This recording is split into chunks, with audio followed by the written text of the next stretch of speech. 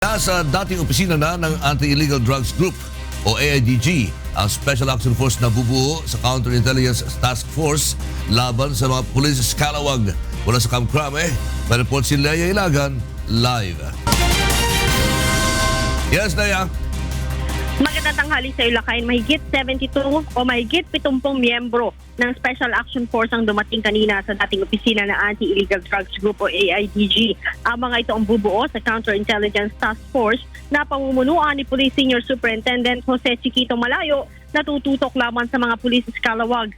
Ayon kay PNP Chief Police Director General Ronald Bato de la Rosa, bukod sa mahigit 70 staff na siya magsasagawa ng tactical offensive, mayroon ding miyembro mula sa Criminal Investigation and Detection Group na magsasagawa naman ng mga investigasyon at intel operatives mula naman sa Intelligence Group. Sinabi pa rito na napirmahan na niya ang memorandum kahapon hinggil sa binuong CITF at maaari na itong ilunsad sa Lunes upang maging open o maging bukas naman sa mga reklamo laban sa mga tiwaling pulis. Ang problema nga lamang ayon kay General Bato ay ang matutulyan ng mga ito kasalukuyan pa lamang nagliligpit ng mga gamit ang mga dating tauhan ng AIDG.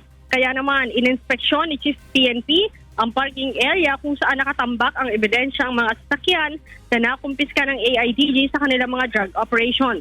Sinabi pa ng General na hihilingin niya sa korte na i-turn over na lamang sa Dangerous Drugs Board ang nasabing mga sasakyan upang lumuwag sa parking area at magamit ito ng mga tauhan ng CITF.